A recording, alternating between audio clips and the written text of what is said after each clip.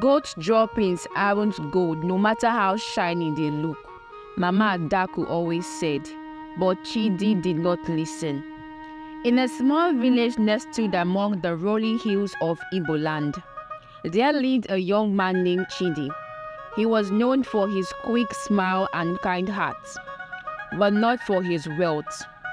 Chidi lived in a modest mud hut on the outskirts of the village, working hard as a farmer to make ends meet.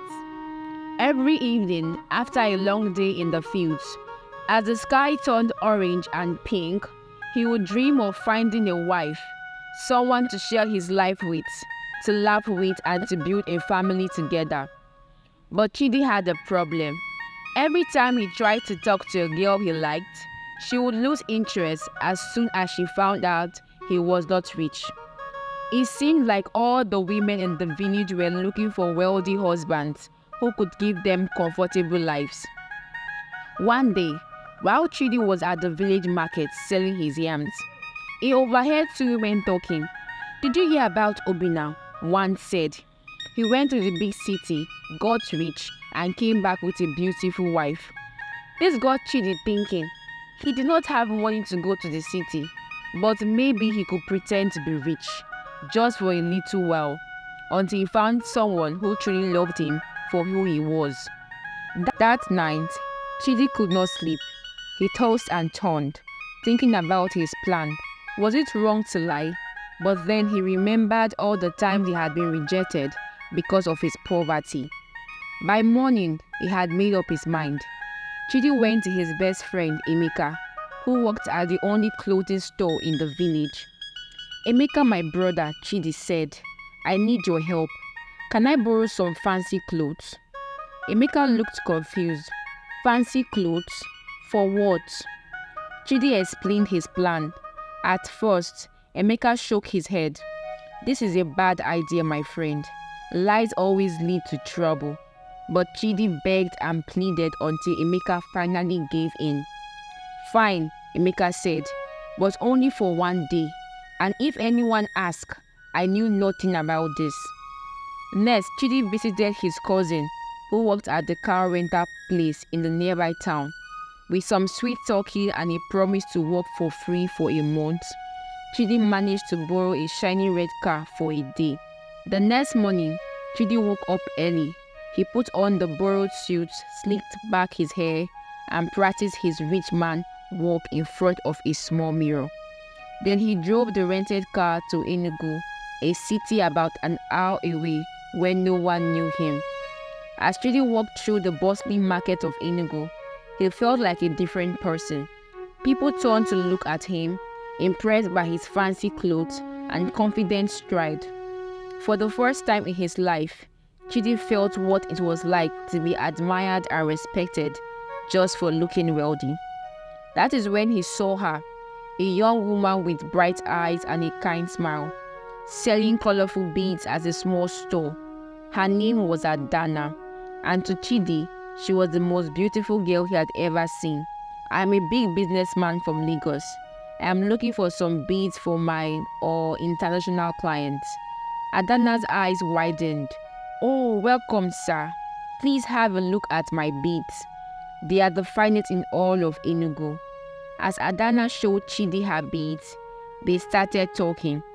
Chidi found himself forgetting about his act, just enjoying Adana's company. She was funny, smart, and kind. By the end of the day, Chidi had bought way more beads than he could afford, just to have an excuse to keep talking to Adana. On the drive back home, Chidi felt both thrilled and guilty. He had met an amazing girl. The whole interaction was based on a lie. "I will tell her the truth soon," he promised himself. Chidi kept visiting Adana in Enugu, always in borrowed clothes and the rented car. He would make up stories about his imaginary business deals and fancy life in Lagos. Back in his village, Chidi's life was getting complicated. He was spending all his money on renting the car and buying gifts for Adana. His farm was suffering because he was spending so much time in Enugu. His friends and family were starting to ask questions about where he was going all the time. One evening, As Chidi sat with Adana watching the sunset, she turned to him with shiny eyes. "Chidi," she said, "I think I am ready for us to get married." Chidi's heart soared and sank at the same time. He loved Adana with all his heart, but how could they get married when their whole relationship was built on a lie? That night, Chidi could not sleep. He knew he had to tell Adana the truth, but he was terrified of losing her. In the morning, he made up his mind. He would confess everything and hope that Adana's love for him was strong enough to forgive his deception. Chidi drove to Enugu, his heart pounding. He found Adana at her bead store, looking beautiful as always. "Adana," he said, his voice shaking, "we need to talk. Can we go somewhere private?" Sensing his serious mood, Adana nodded. They walked to a quiet spot under a big iroko tree. Chidi took a deep breath and started talking. He told Adana everything about his life as a poor farmer, his struggles to find love, and why he had decided to pretend to be rich. As he spoke, Chidi watched Adana's face, terrified of what he might see. At first, she looked shocked, then hot, then angry. When Chidi finished his story, finally Adana spoke. "Chidi," she said, her voice trembling, "I can't believe you lied to me all this time. I thought I knew you. My love for you is the most real thing in my life. I'm so sorry for lying. I was afraid you would not want me if you knew the truth. How can I trust anything you say now? I need time to think. Please just go." Heartbroken, Chidi drove back to his village. For days he could not eat or sleep. He had lost the love of his life, all because of his foolish lie. A week later, Chidi was sitting outside his hut, lost in misery, when he heard a familiar voice. "So this is where the big businessman from Lagos lives, huh?" Chidi looked up in shock. It was Adana, standing there looking at his horrible mud hut with an unreadable expression. "Adana!" Chidi jumped to his feet. "What are you doing here? How did you find me?" Adana smiled slightly. "It wasn't hard. Asked around in your village, everyone knows Chidi the farmer." Adana stepped closer. "Chidi," she said softly, "I was angry and hot when you told me the truth. But then I started thinking about all the time we spent together, all the conversations we had, and I realized something. The man I fell in love with wasn't the fancy businessman. It was you. Your kindness, your humor, your dreams. That was all real, wasn't it?" Chidi nodded.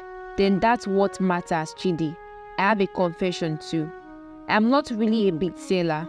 That store belongs to my aunt. I was just helping her out for the summer. I wanted to look hardworking and independent." Then they both burst out laughing. They laughed until tears ran down their cheeks. From that day on, Chidi and Adana built their life together on a foundation of honesty and trust.